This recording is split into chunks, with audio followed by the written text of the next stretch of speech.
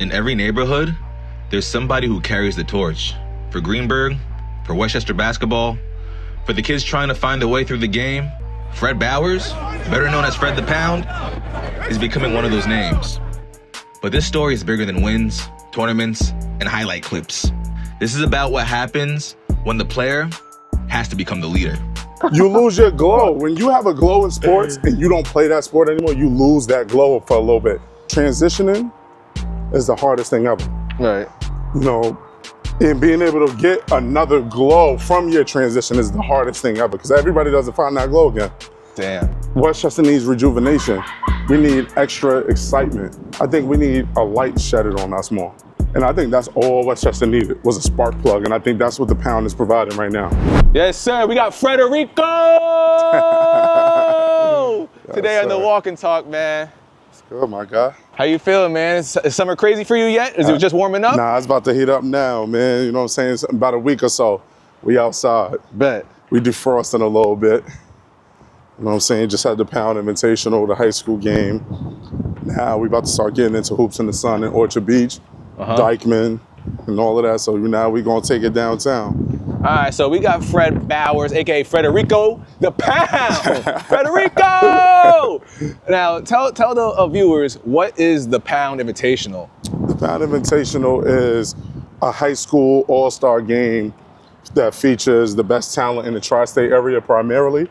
You know, New York, New Jersey, Connecticut, things like that. Yo, Tyree, if you could turn your body and just like, so you don't have to walk backwards. Like if you walk straight and just hold it like that, good money. Yeah. Yeah. You know what I'm saying? Start over. Yeah. So can you explain to the viewers what the Pound Invitational is? Pound Invitational is the high school all-star game out here in Westchester County that features some of the best players in the tri-state area from New York, New Jersey, and Connecticut. Yeah. And it came from an idea that derived from another event when we were younger out here in Greenburgh called Frankie Williams Classic. And it was the same thing. So now that we older and we the ones, you know, with the torch right now, you know, we decided to do something for our neighborhood too. So that's something that we're doing right now. So why should people pull up to the Pound Invitational? Is this what you're doing now, the Pound Invitational? No, right. Well, the Pound, now our basketball team, the Pound is what's coming up. We already did it about 2 weeks ago. Okay. But yeah, the Pound is the basketball team. Let me see. We should go that way. Oh, look, bro, how you getting the sun? Well, we was gonna go up this hill right Look, bro, look, that's not good. I'm saying what the sun is coming in there. So angle the camera better. Still getting the sun. I look white. Really? How? It doesn't look white to me. That looks perfectly fine to me. Are you seeing what I'm seeing? No, I'm seeing white. It looks perfectly clear. All right. Where do you see white? It's hot as fuck. God. All right. I'm saying, I'm telling you, it's white. That looks perfectly clear. That's perfectly fine. All right. Oh, so what's the tournament that's going now till you said August? Oh, we going now. We in the Summer League tournaments now. So we in Hoops in the Sun at Orchard Beach and we're at Dykeman now. And that's gonna last until about like maybe the middle of August. Right. But I say that's something that, you know, I think Westchester County needed for sure was because right now we gotta fill a huge void. You know, there's no Ferris right now. So we gotta give Westchester County a team to come look at this summer. So come down to Dykeman Park, come to Hoops in the Sun at Orchard Beach. Westchester is representing for y'all. When people hear the Pound, what do you want that to represent? I want it to represent not only for me personally, but for Greenburgh, but for the entire 914. I want us to be, you know, the ones that the little kids look up to now, and then they want to do their own rendition when they get older. Things like that, you know. First it was Team 914. That's the ones we looked at when we was growing up. We was in high school. That was doing the same things I'm doing now. Right.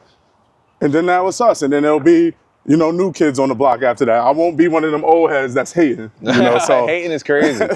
So, you know, that's basically what I wanted to represent. I wanted to be Westchester personified. Yeah. You know what I'm saying? Like, this is what we do. This is who we are. No matter where we go to, we compete. Have you done this Orchard Beach tournament? This is the first time I'm hearing it. That is my first time. Yeah. Do you know what type of energy that people should expect when they get out there? Is it that Dykeman still vibe? Is it that? Nah, you know what? It's a calmer vibe than Dykeman. It's on Sundays and Saturdays, usually midday. So it's more family oriented, but it's still a big time tournament. a lot of exposure, different networks there, big time networks are usually there. So, you know what I'm saying? Like, that's something that I felt we needed to be in for promo and for exposure, and it's a dope tournament. It's been around forever. Word. Okay. Who are some teams or even some players that you might want to shout out or that we might have to pay attention to? I ain't shouting out nobody. Ain't nobody getting no light off of me. Not even on your team? I mean, on my team, though, you know, our main guy right now, especially, you know, he's one of the guys with the torch right now Go straight. in Westchester County, and that's Moneyline Meach. Demetri Roberts from Mount Vernon. He's still playing, bro. Yeah. Yo, he gotta be like 50 years old. He been playing. No, you're talking about someone else. That's somebody else. Okay. Meach is young. Meach is like in his early, mid-20s. Okay, now this is the same Meach that was on Ferris, right? Nah, on my team? I think so, yeah. Nah, Meach is young. That's somebody else. Okay, word. So I remember Kesey shouted Meach from downtown all day. Oh, yeah, that's him for sure. Yeah. Okay, word. Yeah, they call it $1 million worth of Meach. Yeah. Okay, yeah, that's exactly what we're talking about. Word. Good for him, man. Dykeman, I love Dykeman, man. Dykeman, in my opinion, is the best street ball tournament in the world, not just New York. Yeah, because legends pull up to that shit, right? Exactly. But what makes, not you know, your shit is still fire, but what makes your shit dope and what makes your Invitational different than the rest of these summer runs? I think we really pour into getting the best talent. Videographers, photographers, everyone that shows up media-wise, top tier. Word. Yeah, that's what it takes, man. Tell me about it. I think also we give an organic vibe, a genuine vibe. We don't just try to get the best talent out there and that's it. You know, it's family oriented, you know? They come early, food vendors, merch vendors, everything, you know, they have a good time. I think we give a full experience. Bet. Now, see, you organize tournaments, but I wonder if people know that you used to be playing basketball. Facts. When did basketball first become like a serious thing for you? I say when I was about 8, 9 years old. Oh, wow. That's when I first started playing ball, Greenburgh Parks and Rec Leagues, Dad's Club, stuff like that. It got real serious by the time I was 12. Oh, shit. That's when I was like, okay, cool. I got to start preparing for high school. I got to start preparing for college. And that's when it got real for me. Well, I read that you played at, correct me if I'm wrong, you played at Woodlands, Monroe, Salem, and Queens College. Absolutely, man. Which team had the most influence on your life? Like not only as a player, but like as a growing an adult? I would say my Queens College team, my last 2 years. Those guys are like lifelong brothers for me. That was the first time I ever felt like, damn, this is a team. No egos, none of that. Our coaching staff was good. It was an overall good experience. So that I would say that team was the team I'll probably stick with for the rest of my life. That's fire. Now, when I was in Salem, that team in West Virginia taught me how to teach kids nowadays what not to do when they get to college. Because we was getting in trouble. Oh, wow. We was getting into a lot of trouble, so. Like what, having bitches in the hotel room? You know, I think, little things like that, a couple of my teammates, Yeah, you might have to go a little bit farther out, just so you get. We going down. Yeah, just, make sure it's like a wide. Because I could always zoom in, but I can't zoom out. My team in West Virginia, we had some criminal issues, shoot. A couple of my teammates got into some real life trouble, man, man. So that taught me a lot. And a lot of them were way older than me at that time. Right. So I was a little brother on the team and just soaking up all the knowledge and soaking up what was going on around me. What's something that you learned from your playing days that you transferred over to organizing events and tournaments? Basically, it's always what not to do for me. Like for me, it's always about, I seen this tournament and they didn't do this. They weren't punctual. And when you start spreading out time, making the events later, agitation starts. And once agitation starts, then that's when potential violence, potential, situations can happen because if things were running smoothly, maybe you avoid those type of things. Right. But what I also learned is for instance, Earn Your Leisure, right? Shout Yeah. out Earn Your Leisure. They have InvestFest in Atlanta. Yep. Watching them and how they operate their events helped me and my team and my guys learn how to operate the Pound Invitation. That's funny. We will be touching on EYL and InvestFest later. I did have some questions about that because I did see you run into you there. Nigga, Puerto Rico's at ATL. You know what I'm saying? So, like, Yeah.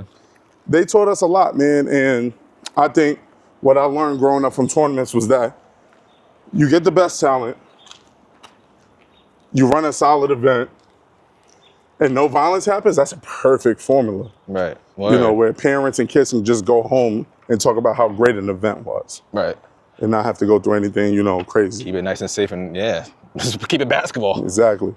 See, now this is the thing. When I've been playing football since I was in 5th grade. Like, I've loved football, been trying to be a right guard since my whole life. I was a water boy in kindergarten. Once I graduated, I didn't give a fuck about football. Right. What makes you want to be so involved in basketball way after playing? Your playing days are done. I mean, you probably still got something in you, but, you know, what makes you still want to be involved with basketball? I think what it is, you know, I already do youth mentorship. Gotcha. You know, I work at community centers, things like that. And basketball was all I knew. So, you know, like, I felt like this was my way of being able to reach out to the kids and things like that. So, you know, it's more than just hoops for me. Yeah. You know, I felt like this was the perfect way to get kids to gravitate towards me and the brand, listen, soak it all up, and then do what they have to do and handle their business. Word. Now, do you miss playing, or do you feel like this new role as a coach / organizer give you that same like competitive like feeling? It does. I do miss playing from time to time. That's why people try to get me in certain leagues and do certain things, and I'm just like, nah, because in my mind, I get competitive, and the next thing you know, I'm thinking it's 2012 and it's 2026, and my body is not in 2012 no more. So, you know, like, that's the main reason why I'm like, nah, I'm not gonna play no more. But I do miss it. But this is a new feel for me. Right. I still feel like I go into war mode as a coach. Right. You seen the pictures of you as a coach. You be having it lit as a coach. Make you want to be a coach more than a player. You know what I'm saying? So it's just like, I be like, damn, yo, like, I want to play, but, you know, it's over. I had my moment. Now it's these new guys' time, and I'm glad I could coach them. Was it hard for you to make that transition? Like, did you take a break? Like, damn, like a little, maybe a depression. Like, damn, I'm done with basketball. It's over. I'm not going to the pros. College days is done. Yo, you have no idea. Yo, I'm telling you, bro. Like, and a lot of athletes go through this. You know, especially the ones who really care. Were you like felt lost? How would you say? How did you feel after? When I came home from college, and I had to get a job. And really work a true 9-to-5, not a camp summer job, a real 9-to-5, that's when the depression hit me, because I'm like, everyone's looking at me different. Everybody's treating me different. You know, the same, you know, extra high fives and yo, when I come through, it's a little different, it's a little lower tone now. Oh, shit. You know what I'm saying? So you lose your glow. When you have a glow in sports and you don't play that sport anymore, you lose that glow for a little bit.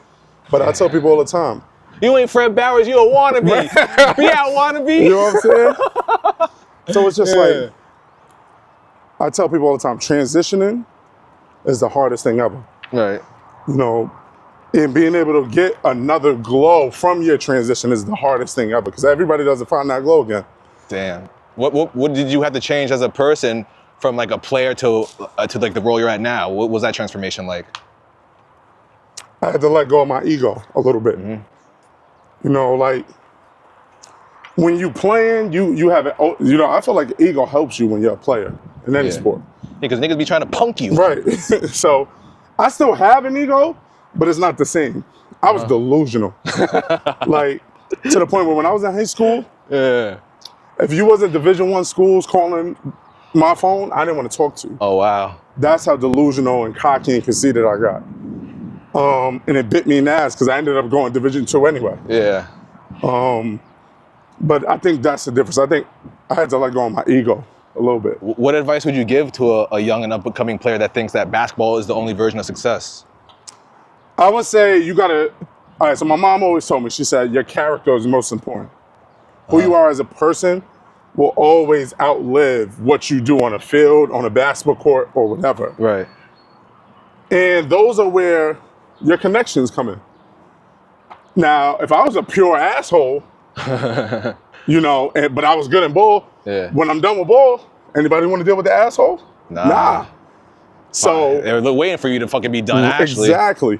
So I think, I tell kids all the time, it's your character. It's who you are as a person. Yeah. The athletics will take care of itself. But who you maintain to be throughout that process is most important than anything. Do you feel like you're more like an old mentor now, or like still a student of the game, but it's just in a different role? Yeah, the kids they calling me Unc now, man. You know what I'm saying? And you're younger than me, so God damn. Yo. What up, bro? Chilling, bro. Can't call it, man. The fuck is good, boy? How you? Everything good. I can't complain. Fred, what up? What up? It's good. How you? Everything good. Yes, I sir. can't complain. Come on. You know what I'm saying? It's. What was the question again? Sorry, my fault. This was, do you feel like you're an old mentor in the game, or you're a student and it's just in a new role? I think I'm a mentor for the youth, but in the street ball space, I'm a young guy.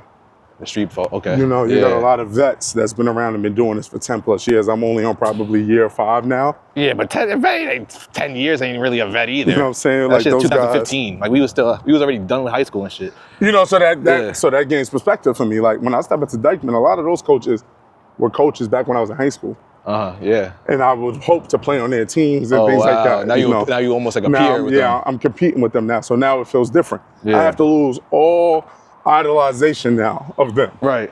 Because I probably looked at them like idols. So now they rivals now. So I can't even look at them the same no more. Yeah. So that's what I think. I'm Unc to the kids, but Yeah, I hear that. in street ball, I'm the youngin. At what point did you say, I'm done with playing in these tournaments, I want to start my own? I would say in between that time of depression after college, Yeah. and I'm trying to find my new niche. Like, what am I going to do? Am I going to train kids? What am I going to do? One summer, I just say, let me put a tournament in the league out here at TDYCC Where do you want to in Greenburgh. go straight. I think we just go all the way up, round back. I said, let me put a team in Greenburgh, man. And the next thing you know, we won the championship 2 years in a row. Oh, wow. And I wanted to start taking this seriously. Yeah.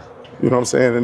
And then after that, we went to Ferris. And we won that championship, and then it was on after that. I was hooked. Yeah, that shit was fire. My first time at Ferris, I said, ain't no way. This shit crazy. You know what I'm saying? That's when we pulled up in the fire truck. Yeah, oh yeah, word. On Ferris in the championship game. Now back to the Pound Invitational. Is there some things that you would change for next year maybe? Or is there any problems you might have faced this summer? Well, I know one thing's for sure. We're starting to pack out our venue a lot, big time. So we might have to revisit that and see what other venues we could do, what makes sense. I'm thinking, next year, probably throw it outside under the lights. And give that type of vibe and bring, that Dykeman, Rucker vibe up to Westchester. But the key is to keep it high school. Absolutely. Word. What do you think Westchester basketball needs right now that the Pound could possibly provide? I think Westchester needs rejuvenation. We need extra excitement. I think we've lost that spark a little bit. New York City always has it because that's just what New York City breeds, media-wise and everything. I think we need a light shedded on us more. And I think that's what the Pound could provide. They look at us, they see some of our older guys, the grown men that's on my team, but they can also look at some of my high school guys. And that makes the youth want to strive for something. Right. Like they want that allure, they want that limelight. And I think that's all Westchester needed was a spark plug. And I think that's what the Pound is providing right now. What do you think the Pound could look like in 5 years from now? 5 years from now, I think there'll be somebody new on the block. And I think they'll try to take my spot. And I think I know them well. And I think they're young guys looking at me right now. And I don't think I'll be able to relinquish that yet. But I think by then, major sponsors, major tournaments, bringing in money. I feel like the Pound is like a part of a lot of things. It's not just like a basketball. Right. Would you say it might become a league, or more than just a tournament, media platform, or a brand in total, or all the above? I think branding wise, I think we'll be on bigger platforms for media. I think basketball wise, we might dibble and dabble into running our own league that becomes big time on a major scale, like a Dykeman and all of that. I give it about 5 to 10 years. Fire. Yep. When kids and parents go to these tournaments that aren't playing, they're just going there to watch, how do you want them to leave feeling? I want them to leave feeling like this is what I want my kids to do. Yeah. I want my kids to have this allure. I want them to be a part of something just bigger than basketball. And I think that's something that we aim to provide anyway, because like you said, it's not just basketball for us. It's mentorship, it's different programs. We do team programs and all of that. Right. Like, you know, we do a lot within the community. So I think parents should leave feeling like, okay, I found a solid home base for my child, and this is something I want them to do. Yeah, safe, competitive environment where it gets eyes, and if I feel like my kid's a star, he might be noticed by somebody. The social media presence, all that. It's all the whole recipe for success. It's like a mini bootleg AAU. Yep. Now, I wanted to talk about Ferris World Ball a little bit, and I'm learning how to do this journalistic shit. So my questions might come out funny, but just correct me if I come off crazy. No doubt. All right. So Ferris World Ball, you know, has been legendary since before I was even going there. Mm-hmm. And basically, what I'm trying to ask is, when everything went down, how did you feel? Like, what went through your mind? Honestly, it's unfortunate from a standpoint of that was our, meaning Westchester, the main hub in Westchester for street ball. And so, now we're not even doing an interview. Yeah. Nah, but you know, I think it was unfortunate because that was something Westchester needed, especially during the social media era now. Yeah. And it's unfortunate, man. You know, people come mess things up. And it's unfortunate for the youth, and it's unfortunate for those that felt like that was a safe haven for them. Right. Now, do you feel like the Pound is kind of carrying that legacy on the lowest of lows? Like, I'm gonna be real with you. I think we're just carrying a Westchester type of legacy. Yeah. I think for Ferris World Ball, that's its own separate entity. That's a tournament, like you said, that's been around way before us. Right. They have their own legacy, and we're just trying to embark on ours. We used their platform.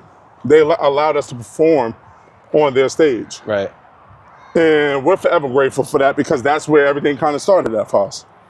Do you feel that people in the area that, you know, go to Ferris, we used to go to Ferris, do you feel like they're looking at your league or your tournament differently now?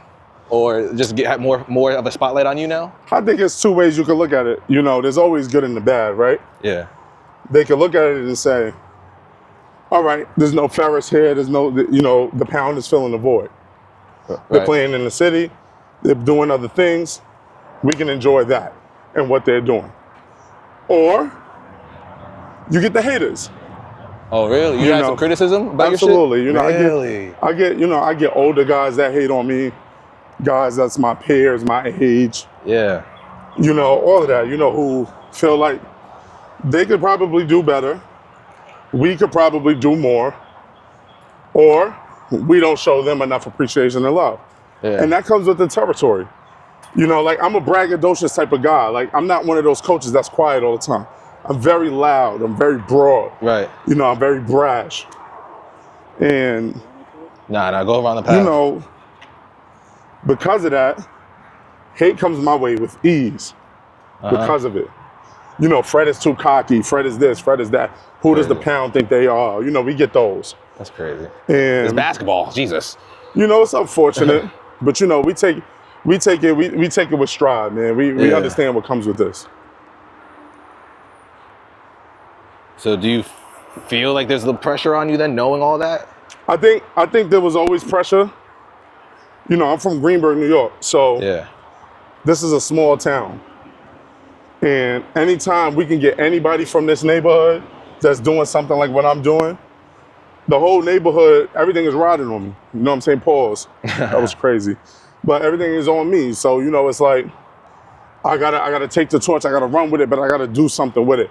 But I'm all for the pressure. I love it. What do you think Westchester loses, you know, now that Ferris was taken away? I think Westchester just loses a stage for, you know, top performers to perform on. You know, Sunday, everyone knows Sundays at Ferris was a monumental thing. Yeah. So I think they lose an essence. But I think what we gain from it is the ability to use what we have already to revitalize that essence. So I think that's what Westchester loses, but Westchester will gain. Westchester definitely will gain a lot from this. Do the pound invitation. Let me stop. You know what I'm saying? What was the hardest part of putting together the whole tournament that people that might not have seen? You know, putting together my showcase and being in what I'm in, all these different tournaments, the hardest part is now. Do you have a team, or are you yeah, making we the have phone a team. calls? Nah, Okay. yeah, we make phone calls and stuff. That's the hard part. That's the grind people don't see behind closed doors. Making sure the right guys fit with the right guys and the nucleus is still intact. I think that's something people don't see behind the scene. Yeah. We deny a lot of players. Oh shit. You know, a lot of players get upset that they can't play for us. Oh wow. And those are all things I got to take, you know what I'm saying, with stride. But I think personally, we doing things the right way. That's ultimately. What's the funnest part about this whole thing? The funnest part about Or this whole putting thing. it together, rather. About putting it all I know together. the ultimate, you know, the funnest part is seeing everybody scoring and winning and doing all Yeah, that I success. think, but you know, I think that's the best part. The best part is being able to say, yo, I'm from a small town, but I'm making big things happen. Right.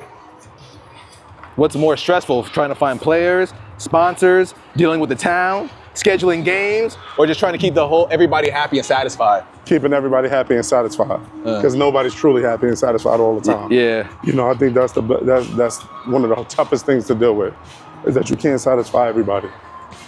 And you know, it's hard for me at times. Yes, sir. What's up, fellas? Chilling? All right? You good? All right? Yo, what's up, How you y'all? doing? Chilling? All right? Yes, sir. Good, bro. What up? What's up? Man, shot we fucked up for this year, right? Yeah. You recording, right? Good job. Yeah, but you know, we downtown. Yes. We gonna That's me, represent. Yeah, we gonna represent. Dykeman and Hoops in the Sun, Orchard Beach. What's up? Go ahead, Listen. Tabby, get a little bit of space in between us. Yo, homie, OG with my shirt on, man. Hey. You know what I'm saying? So it's tough out here, man. It's like I said, a lot of the fun times though that I do enjoy during this process is being able to look at Greenburgh like, yo, we did it. Like, look at us.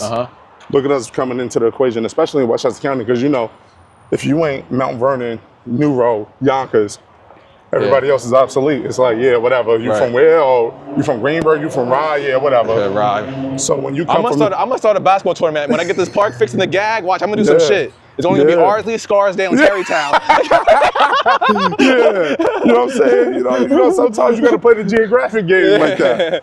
But I think personally, it's like, this is beautiful for us, man. Has anything crazy or hectic happened behind the scenes at this tournament this year? We had a little scuffle in the middle school game. Oh man. You know, and parents almost got involved in all of that. It was crazy. Oh, wow. You know, and I had to get on my bully and let everybody know, yo, don't fuck my shit up, man. You know what I'm saying? And then from there, everything just got quiet again, and the event kept rolling. Oh wow, yeah, thank went God, well. damn. When you're organizing these tournaments and stuff, is your mind like in the fate? Like, are you thinking like a coach, a businessman, a promoter? I'm thinking like a businessman and a promoter. You know, I turn the coaching off because I get so fired up coaching. The adrenaline runs through me coaching. I have to separate it. Yeah. I have to, because I don't want to jeopardize my business because I'm full of adrenaline. You know what I'm saying? So I turn into a straight promoter and businessman. Absolutely. And I hate to be the devil's advocate, but like these kids, you got these kids playing basketball in the tournament in the summer. If there's injuries could happen, you know, how beneficial would you say this tournament is for the players? I think it's super beneficial because, like I said, they're all performers at the end of the day. Okay. And we give them an extra stage to perform on. We give them the Apollo Theater for them to perform on. Yeah. And I think that's what's super beneficial about it. What makes it also beneficial is the media. Okay. You know, these kids get to get seen, but not just by people out here in Westchester, but everywhere. Right. You know what I'm saying? So this is a beneficial time. When we was in high school, you know, you play basketball, you had Hoop Mixtape and Ball is Life. But if you weren't an All-American and all of that, you weren't on those platforms. Right. Nowadays, everybody got a camera, everybody's outside, you know, so these kids, it's definitely beneficial. Tyree, we'll just follow you. You just go. Just go somewhere, bro. Just go somewhere safe. I'm down, go ahead. I got a bunch of questions. Well, let's go on that side because they got the EYL mural Okay. right there. Speaking about EYL, bro, you make any money from this? Like, where's the money at in this? You know what I'm saying? I'm gonna be real with you. Yo, this joint is not as lucrative as people might think, right? We dish out a lot of money, more than we make. But that's only because we're gonna get down the way back. We'll stop and take photos, baby. I was gonna keep walking. that's the part that people don't see. And this is only for right now. Yeah. You know, we're reaching and we're scratching at the door for, you know, making things more lucrative So for it's us. more of an investment thing now. The money's gonna come. Absolutely. We're investing in the brand right now, and this is how we kind of do it. Now, I see you be reaching out to sponsors and stuff. Right. What did the sponsors get out of being attached to the Pound Invitational? I think the Pound Invitational and the Pound as a brand in general, we have a lot of eyes on us. You know, people want to look at sports and entertainment for the most part anyway, right? So if you have a small business, you know, like you have a business such as a Big Apple smoothie or a cantina, things like that, people that we really do have partnerships with and real relationships with, they get to have their brands plastered everywhere on normal occurrence. Because if you have even just a banner up at my events, we have almost 50 videos being shipped out within a month span. Right. Yeah. So they will never be able to escape all that promo that they getting. You know what I'm saying? And we're the right ones to do it. We're not just, you know, we're not out here clout chasing playing basketball. You know, we out here really winning. We really out here competing. And we have the torch for Westchester County right now. So why not us? That's the way I view it. Yep. I hear that. So if let's say this, Rashad, what up? Let's say he has some money for you for some funding for the Pound Invitational. What would you do you have an idea what you would allocate to? I'm gonna give you some options. Would you give yourself a bigger venue, better media, player uniforms, security, food, prizes perhaps? Or maybe even go bigger? What would you do if you got some funding? Well, Earn Your Leisure. Yo, what's up, man? What's up, big friend? What up? All right. Chillin'? Doing an interview. Good? Yeah, I'm good. I'll see you later. You know what I'm saying? Like, I think Earn Your Leisure. Well, I don't know. I'm just saying because I know they got money. But No, if somebody had some funding for you, where would you allocate that money? Well, Earn Your like Leisure, 20 bands. they provided the uniforms for us this year. We put their logo on the Jordan uniforms. That's awesome. Jordan brand. Wow. Any other money outside of that? Just keep going straight, bro. Yeah. Any other money outside of that? Yeah. Everything goes to the event, so it'll probably be a venue. You know, making sure the venue, everything is covered, insurances, is covered, stuff like that. But for the most part, all we really need is really uniforms. That's the most important part, because the players can't play without it. Yeah. The venues we always kind of handle. We get that in check for the most part. Fire. But shout out EYL, man. They the role models and the superstars in our hood right now. Yeah. How long have you known them? Well, Troy Millens was my after-school teacher. Oh wow. He was a teacher? Yes. Oh, he is. Wow. He was an educator for sure. And he's still educating, but through financial now. Right. And Rashad, I've known my whole life through, you know, basketball, being around basketball. He was a basketball player, so he went Division I. So I've known these guys my whole life. Pierre and Abdullah, who are also part of the business. What'd you say? Pierre and Abdullah. Oh, yeah, word. I've been trying to figure out how to pay Ab's name. You said that shit flawlessly. You know what I'm saying? They were on, we all went to Woodlands together. Oh, wow. They were on JV when I was on varsity. They're younger than me. So those been my guys forever. Absolutely. Yeah, y'all want to take this right? I think we should go down to the light and turn around. I bet. And cross at the light. It's hot out here. Yeah, it's all good. We got a stay fly towel in the whip. But yeah, Earn Your Leisure, man, those guys, what they're doing right now is uncharted territory. Right. They're making financial literacy cool within the black community and just for minorities in general. You know, because we look at things like that and we say things like, oh, damn, I don't want to go to no classes and go learn this. This ain't school, you know, we do that, but they make it cool and appealing to want to learn. When it comes to finding players, what do you look for, like a player that deserves like the spotlight? When you say you have to turn away a bunch of players, what consists of a good player that makes it? I like guys that are dogs. I like guys that I don't got to keep encouraging them to play hard. I don't want to coach effort. I want my dudes to like go to war for me because I'll go to war for them as a coach. Right. My players that play for me now, they know I'll go to war for them, and I mean literally. If we got to fight to get out of a park, if we got to duck bullets and all of that, I'm doing it because I don't care. Because that's the type of time I'm on when I'm coaching, and that adrenaline is in me. So that's just how I feel. And my team know that, my players know that. So all I ask for them is, give me the same energy, reciprocate that. Right. And we good. That's all I look for. It's not even about a talent thing. Yeah, we want talent, but I want dogs too. We gotta put on the show. Yep. Back to EYL. What's something that you've learned from being around the Earn Your Leisure movement? Being around Earn Your Leisure has made me step up my appeal to the brand.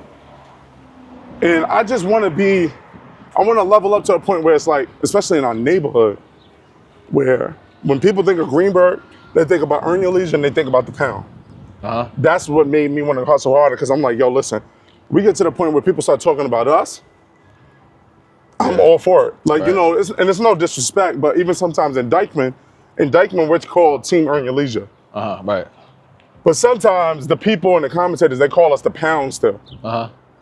And that's what made me realize, like, yo, yes, they know it's Team Earn Your Leisure, but they know the pound too. Yeah, we up there right with them. And Earn Your Leisure, they wanted that for me. You know, it's not like they wanted all of this for themselves. They wanted me to reach that platform and that level. So what I learned from them, step the appeal up. Right. Step the appeal up for your brand. That's what I learned from them. Now, I ran into you at InvestFest back in 2023. I learned mad shit about podcasting, man. I learned mad shit, honestly, and that networked my ass off. What's something that you took away from being at InvestFest? Yo, when we were there, Rich Paul was talking. And that's what made me realize. What I learned from all of that was, you always have the exit plan ready from a standpoint of, you never know what next door could open up for you. If I only think I'm gonna do the pound for the rest of my life, I get, like, what else would I do? I might stay stagnant. Yeah. I might not ever. You gotta expand. You gotta grow the branches out. That's a tree trunk. Now you gotta grow the branches from the shit. Absolutely. So you know that's what keeps me going. It's just like, yo, listen, you know, we got to keep going. I want the pound to be the main umbrella. I want us to be the ones that kind of say, listen, my guy over here, Lil, he does this. My guy Dre, he does this. But we all come from the pound umbrella. That's my main thing. Is there anything? Oh, you were gonna say something? Oh, is there anything that you wish you knew about this business side of things when you were still a player? You know, when you're a player, you think, oh, I just got to score 30. They'll give me millions. That's it. I never really truly understood marketability. Right. I never truly understood the fact that when people talk about politics, that's what they're really talking about. The politics stem from not only your character, but how marketable are you? How could you sell yourself to the eyes of consumers? Those are things I never thought about when I was a player. When I was a player, I just thought about, yo, I'm going out there, we killing the competition, and that's it. Yeah. And that's gonna get me where I wanna be. That's why you get a lot of guys in the hood that just feel like, yo, I gave such and such 30, he in the NBA. How'd that happen? Right. Yeah, because you wasn't marketable and your character was horrible. Yep. Nobody wanted to take a chance on you. So, you know, that's the main thing. You know? So that's something I learned for sure. All right. That was the part I wanted to get to. It should be on my mind, man. I'm gonna say it like this. Like when athletes, they stop playing sports and shit, they gotta maintain their health. Right. Now, when I look at your high school basketball photos, bro, you was a little smaller. Yeah, man. Yo, listen. Shit. You know, the brunt of it is this. You know, like, when you're a guy like me, right, that plays from maybe 8, 9 years old to 23, and this is the average athlete. It's not average for an athlete to stay in shape after playing. That's not average. That's a small anomaly more than people think. Okay. Because you go from playing in the AAU 3 to 4 games a day. Right. How can you not stay in shape on that Saturday? Yeah. To nothing. Also, we're like cars. Athletes are like cars. Yeah. When you run that mileage up, you start breaking down. Oh, man. So when I was in college, freshman year, tore my meniscus. Gained weight off of that alone. Damn. Being more I've never been hurt before. Never had a major injury prior to that. Right. Then you get out of college, and it's like, whoo, shit, no more 6 a.m. workouts, no more 1 p.m. lift, no more 5 p.m. practice. Shit. Yeah. I'm chilling. And then you start letting yourself go that way. So, you know, like, I've been on a journey the past 2 months. I ain't gonna lie. Good. Because I've been sitting on my ass for about 5, 6 years. Is this like the biggest you ever been? Or you've been bigger? No, I was bigger 3 months ago. Oh, okay. You know what I'm saying? I'm shedding now, but it's just like, it's tough. It's gonna take me a while because my workouts now ain't my workouts that I used to do. Yeah. You know what I'm saying? Before. You gotta take it a little bit easier. Yeah, I gotta take it a little bit easy because I get out the bed and my knees hurt. Yeah, you know what I'm saying? Like, it's a little different now. And it's not to make excuses or anything like that. It's just real shit. You go from a place of not being stagnant to being stagnant. Yeah. Also, like I said earlier in the interview, I had no job. Now I'm working. Right. So all those times in between, you get a 9 to 5 shit. From 9 to 5 and my playing days, that's 2 to 3 workouts. What? Yes, sir. That's 2 to 3 workouts. Yeah. From 9 to 5. Now, I'm just hoping that after 5, I got enough energy to want to work out at 6. Yeah. You know, so the lifestyle is different. You know what I'm saying? Like, but even when I was skinny back when I was playing, Yeah. you want to know the funny shit? I was still fat. In comparison to my peers, Right. you know, they still used to call me fat ass, all of that. They used to call me fat. Like, that was still considered fat, but then now I look back at the pictures, I'm like, they're damn. really gonna have it for you now. Word. I'm like, damn, yo, if that was fat shit. Yeah, let's go keep going straight, Tyree.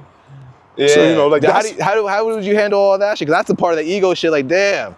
You know, for me, it's more so like, internally, it's like, damn, Fred, you let yourself go, dog. Like, what's up? And that's the kind of talk I had with myself about 2 months ago. I feel like this is your like I never knew you skinny. Like, This is what you know me as. But for those that really know, they knew I was in better shape when I was younger, for sure. But for me, it's like, I have so much confidence in myself. I feel like no matter what my body size is, I'm still that dude. I don't, like, nothing changes about me internally. Yeah, that's good. But I know what's up, though. I know, yeah, Fred, you let yourself go, dog. Yeah, you stop playing. This is what's happening now. But like I said, 2 months ago, I was playing ball with the youngins. Yeah. And I was sore and I barely did nothing. And I said, yo, what we doing this month? I said, nah, I gotta change that shit. No more fast food. Word. No bullshit. I put the bullshit away. So what are some things that you are doing? You said you started as of 3 months ago. So for the most part, right, you know what I'm saying? Like now, you go from not doing no exercising to 2-3 mile walks, trying to run a mile. Little things like that. 30 minutes on the treadmill every day after work. You know, let's just do another loop right here. Yeah, is this Beach Street go around the block at all? Nah, that's just a hill, man. We ain't going up that shit. I only got a handful more questions left. You know what I'm saying? So it's just like, that's what happens. You know what I'm saying? Like the whole lifestyle changed for me. More water consumption as opposed to just liquor. Yeah. And are you addicted to food? Or is it like a feeding thing? You wanna know what it is, honestly? So like, it's boredom a lot of times. Yeah. Yo, you sitting in the crib, you're not doing nothing. You eat out of boredom. What you be eating, baby? Eat ice cream at the top. Nah, like, you know what I'm saying? I think personally, it's, all right, so boom, let me give you a scenario. When I was in college, I lost 45 pounds in 2.5 months. Oh, wow. And I was still eating bad. Yeah. Still eating McDonald's, Domino's every night. Still eating bad. But you wanna know the difference? 3 to 4 workouts a day. Yeah. That was, so like I'm shedding all of that even after I eat it or before I eat it, I'm good. Do you feel like your metabolism slowed down at all? Or is it, you always had that, if you ever slacked when you was younger? No, I always had that. I've been like that my whole life. Word. Like if you look at all my pictures from when I was a little kid up, my body fluctuated a lot. Like all the times when I was skinny, 9 times out of 10, I was living with my mom. Because my mom was more on me with basketball. Gotcha. And working out. Like if I sat in the house too long, my mom, that shit would bug her out. Her and my stepfather, that would bug. Yo, go outside. Yo, go work out. Work on your game. My pops, on the other hand, was a little more lenient with me. Okay. So, he wouldn't mind seeing me in the crib 2-3 days in a row playing my game, eating and chilling. Yeah. And those were some of my bigger times in life. You know what I'm saying? So, that's really that on that. It's like, yo, listen, it could be anybody, but yo, at some point, You got to take the reins of your life over your life. Come on, talk about it. You got to take reins over your life and really say like, yo, all right, now I'm wilding now. I gotta get back. Yeah. Even if it's in small increments, you got to get back. See? There you go, Fred. Don't be afraid to let it out, because You know there's what I'm somebody saying? that can learn from that. There's somebody that's in the Absolutely. same shoes as you. Absolutely. That, you know what I mean, might be a little shy or whatever. You just bless their ears. You know, absolutely. I'm not one of those guys that look at it and be like, oh, they calling me fat, man. I'm embarrassed. Nah, Word. I'm embarrassed not because people is talking about me. I'm embarrassed for myself. Not making a I'm change. moved for me because nothing moves me other than me. Come on. So, you know, like I just feel like personally, that's things I had to do. And I started that journey 2 months ago. I'm going to keep riding out. There we go. Yeah. I got like 10 questions left. I don't got, Quick, I'm gonna skip a couple. We'll go up and back around. We've done. That's it. That's the last thing. I just want to ask them a couple. nah, yeah, we can do 3 right here. Word. You guys are both tight. Come hell on, we're on yeah. the journey. I gotta show my building off. 3 right here, then we can do the walk again. All right. Well, I'm gonna give you the last 5 questions then. All right, bro. We'll do that right here. When young players look at you now, what do you hope that when you look at young players now, what do you hope that they learn beyond basketball? I just hope that they want to become better people. I think, like I told you before, you know, sports is one thing, but listen, at the end of the day, the basketball's gonna stop dribbling. It's gonna stop bouncing. Who are you as a person? How are you gonna connect and make connections? Do you have the capabilities to do so? Because some people is like, when all you know is sports, you don't know how to digest and process nothing else. So it becomes hard for people. I just want my youngins to be better people. Right. Who mentored you, and how are you trying to pass what you learned down to the next generation? One of my biggest mentors, I say 2 of them, and it's for 2 different reasons. I think one is one of my old coaches, Tony Lopez. He taught me the flash and dash, you know, the gift of gab, kind of like how to maneuver through spaces and, you know, of being a coach and being around business people. And Boston Keith, he taught me character as well as my mom and things like that. And yo, shorties, y'all can go back in the field, please? We filming. Y'all can go back in the field? Appreciate y'all. Love y'all. You know what I'm saying? It's just like, yeah, right? You know what I'm saying? So it's just little things. It's like character, and when you are under that spotlight, how you deal with that. Cool. And, you know, those are 2 people. Boston Keith and Tony Lopez are 2 people that really taught me that. You know, RIP to both of them. And where can people follow the Pound, follow the Invitational? People want to donate, if people want to help sponsor, where could they reach out to you? They can reach out to me on Instagram at The Pound Sports, and they can reach out to me through email, thepound2017@gmail.com. That's how they can reach out to me. Or on my own personal platform, Frederico_The Pound. And finish the sentence for me. The Pound Invitational is bigger than basketball because not only, damn, that's tough. That's good on the spot. Run it back. My last question, man. Finish the sentence for me, man. The Pound Invitational is bigger than basketball because It's all community driven. It's not just basketball driven. It's basketball, but for the community so that we have more things to strive towards. So I think we're bigger than anybody else when it comes to that, because not only are we bringing talent, we are truly revitalizing our community with events like that. And I like to end my interviews with like a word of motivation. So give a word of motivation, somebody from maybe the Midwest or somewhere that's not a big basketball town that are trying to start a basketball tournament, just like something that maybe follow your shoes. I would think, you know, especially for the small town guys out there, don't be afraid. Don't tuck where you're from. You know, rep it to the fullest and bring them up. Bring your neighborhood up, bring your community up through anything that you're trying to do, so that other people in different towns can talk about you and where you're from. We're on the street. Frederico! Thank Yes, you, my sir. brother. You already I know, wish you the bro. best of luck, man. Thank you, bro. Word. Appreciate this.